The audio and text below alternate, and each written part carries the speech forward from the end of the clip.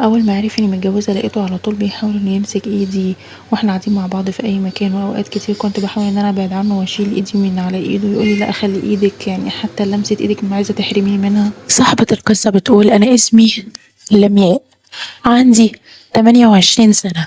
أنا متجوزة كده تقريبا من سنتين، لكن جوزي بيشتغل في محافظة تانية وبيجيلي كده كل شهرين تلاتة علشان يقعد معايا، يعني وبيجيلي كل أسبوع أجازة كده يقعد معايا يوم، وأوقات بيطنش ويجيلي بقى كل 3 شهور ويجي بس يقعد أسبوع أجازة. أنا كنت ببقى متضايقة من ده يعني، بس كنت باصبر وساكتة وما باتكلمش.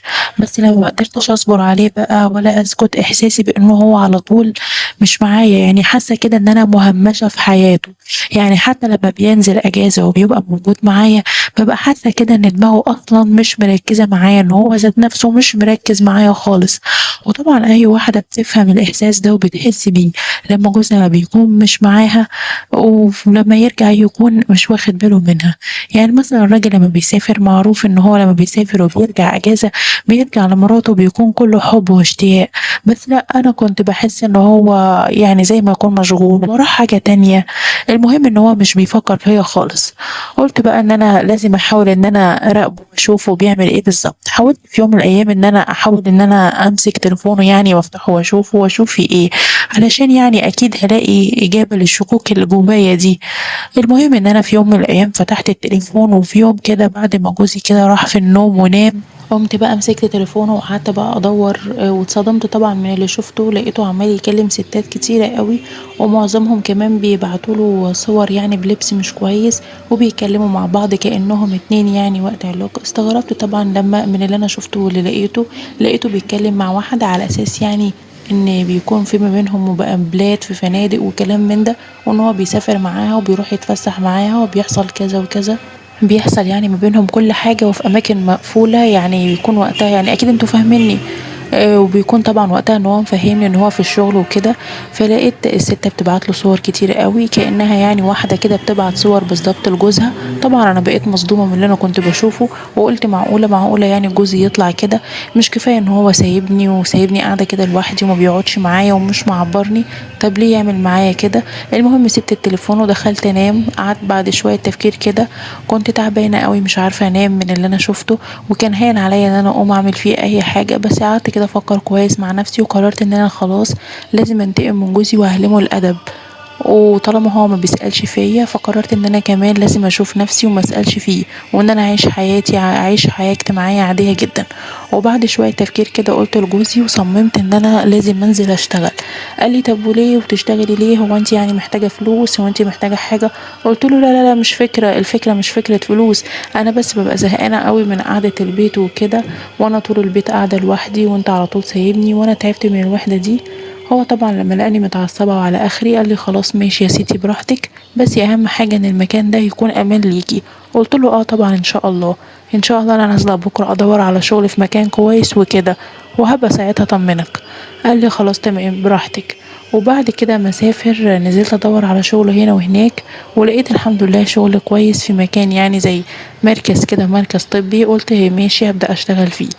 المهم لما كلمت جوزي وعرفته قال لي خلاص تمام ربنا يوفقك وخلي بالك دايما من نفسك. من بعد بقى ما اشتغلت وانا بدأت ان انا اخد بالي من نفسي كويس، وبدأت ان انا اهتم بنفسي. وقلت بقى خلاص يعني طالما هو شايف نفسه وعايش حياته يبقى انا كمان اشوف نفسي.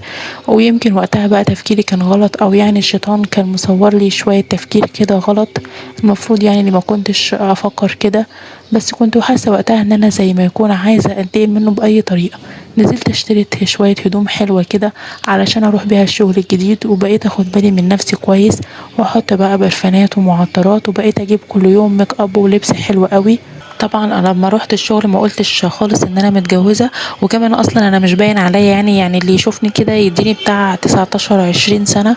وفي الشغل بقى اتعرفت على شاب زي القمر. الشاب ده كان كويس جدا وكان بيشتغل معايا، كان يعني بيشتغل معايا بحكم ان هو قديم في الشغل، فتعرفت عليه وكده.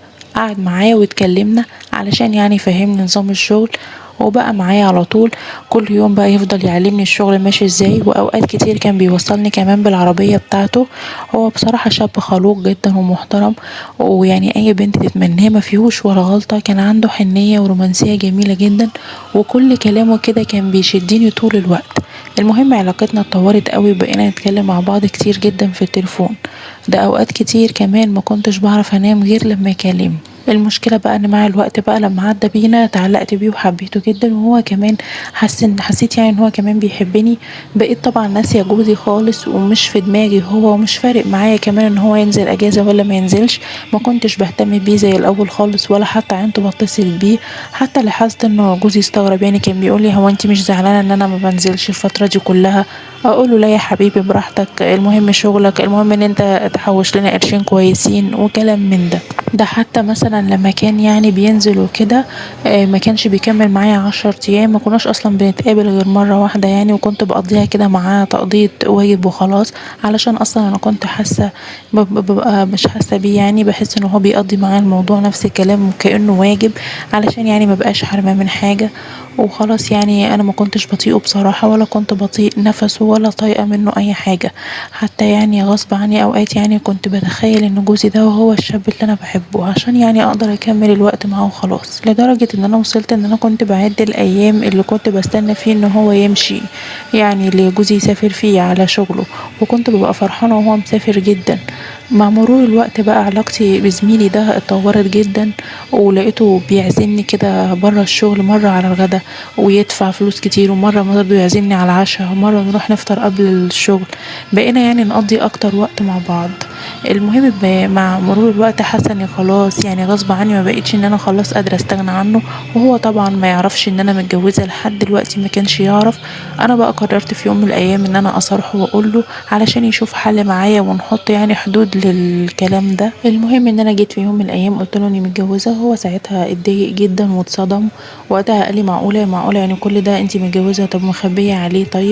طب انا دلوقتي انا حبيتك جدا ومش قادر ان انا استغنى عنك، ولا قادر ان انا اسيبك كده. انا كنت خلاص بفكر ان انا اجيب اهلي واجي اتقدم لك. ازاي الكلام ده؟ لا لا، انا مش قادر استغنى عنك ابدا. قلت له انا كمان بحبك قوي، ما اقدرش استغنى عنك، بس يعني هنعمل ايه بقى في الكارثه اللي احنا فيها دي؟ انا بصراحه يعني عرفت ان انا ما بحبش جوزي، ومش عارفه الاقي له حاجه يعني ان انا اتطلق بيها او اسيبه. فقال لي طيب سيبك من كده، احنا هنفكر مع بعض ولازم نشوف حل لكده، ولازم تسيبيه في اسرع وقت. وبعد كده مع الوقت بقى علاقتنا اتطورت، وبقيت بحس يعني ان العلاقة اتغيرت من بعد ما هو عرف ان انا متجوزة. وحسيت ان هو يعني ما بقاش يتكلم معايا زي الاول. يعني لما كان مش عارف كان بيبقى في حدود ما بيننا في العلاقة، لكن حسيت ان هو بعد ما عرف ان انا متجوزة لقيته اتحول لشخص تاني. على طول بيحاول انه يتقرب مني، بيحاول ان هو يمسك ايدي واحنا قاعدين مع بعض في اي مكان. كنت بحاول مثلا ان انا ابعد عنه، اشيل ايدي من ايده، يقولي لا لا لا خلي ايدك في ايدي، ده انتي عايزة تحرميني من لمسة ايديكي. فانا يعني كان ما بيعملش الحاجات دي قبل ما يعرف ان انا متجوزة. فكنت بقوله معلش يعني غصب عني، يعني ما ينفعش كده. وخايفة الحب اللي ما بيننا يزيد اكتر من كده واحنا مش عارفين نلاقي حلول. فهو كان بيقولي ده انا بحبك، ما تحرميش نفسك من المشاعر، ما تقلقيش، انا يعني هعوضك عن كل الحاجات اللي انتي اتحرمتي منها، وعمري ما هسيبك. وبصراحة علاقتنا اتطورت قوي وزادت، وبقينا نتكلم مع بعض في التليفون كتير. وكتر الكلام يعني خلانا ما بقاش عارفين يعني نشوف بعض برا البيت. مع الوقت حسيت ان انا وهو عايزين نتقابل في مكان مقفول علينا. قررت ان انا خلاص لازم ان انا وهو نتقابل. فقلت له خلاص تعالى الشقة يعني عندي وكده.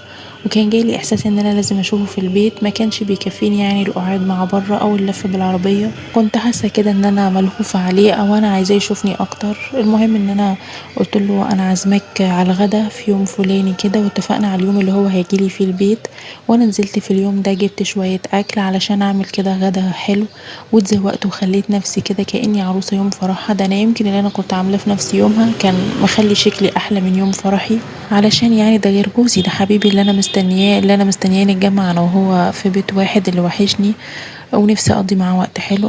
المهم بعد ما حضرت العشاء جالي على الميعاد اللي كنا متفقين عليه، وانا كنت بقى قاعده محضره الاكل وكده.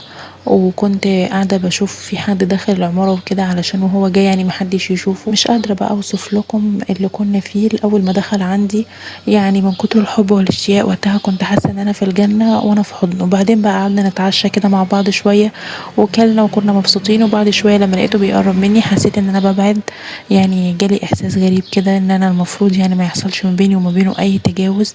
هو لقيته استغرب ان انا ببعد عنه وقال لي ازاي يعني بعد ده كله بتبعدي عني؟ هو انتي شايفة يعني انتي عاملة في نفسك ايه وشكلك حلو ازاي؟ مش حاسة بالحب اللي في قلبي؟ مش حاسة بيا؟ ده انتي وحشاني، ده انا مشتاق لك قد ايه انتي بتبعدي عني كده وبتزعليني. طب بتعملي كده ليه كده معايا كده؟ المهم قمت من جنبه وقلت له معلش غصب عني مش هقدر اعمل كده خالص. قال لي خلاص يا ستي ماشي براحتك. بس كنت حاسه وقتها بقى ان هو اتعصب جدا وزعل، وحسيت ان انا قصرت معاه يعني علشان ما عملش الحاجه اللي كان نفسه يعملها. صممت يعني ان هو يمشي، ولدرجه ان انا قلت له امشي انا مش عايزه اقعد معاك وكده. وكنت مستغربه نفسي كمان علشان يعني انا كنت هموت برضو على اليوم ده وكنت مستنياه بفارغ الصبر. لكن بعد ما مشي بقى حسيت براحه نفسيه مش طبيعيه. حسيت يعني زي ما يكون كده ان انا جبل واتشال من على قلبي. حسيت ان انا ارتحت بطريقه غريبه. حسيت ان انا لو كنت عملت اللي كان هيحصل ده كان هيبقى في منتهى الغلط. انا الحمد لله اهلي ربوني احسن تربيه، والغلطه دي لو كانت حصلت انا كنت اكيد هندم عليها طول عمري. وانا دلوقتي خلاص فكرت ان انا لازم انفصل من جوزي واتطلق، ولازم ان انا اصمم على الانفصال منه عشان اشوف حياتي واشوف نفسي. ولو انفصلت منه، لو زميلي ده بقى كويس معايا وبقى يعملني كويس وهيرضى يتجوزني، خلاص كان بها ويبقى الدنيا مشيت. ولو ما كانش يبقى خلاص انا هبدأ حياة جديدة مع نفسي، واحاول ان انا ادور على شريك حياتي اللي يعوضني عن كل اللي جرالي في حياتي. مش عارفة طبعا قرار الانفصال اللي انا هاخده ده صح ولا غلط، بس اكيد انتوا سمعتوا قصتي وانا يعني فتحت قلبي ليكم وحكيت لكم الحكاية. فاعتبروني اخت ليكم وانصحوني يعني بدون تجريح. اعتبروني اختكم، وانا هشوف كل ارائكم وتعليقاتكم في التعليقات.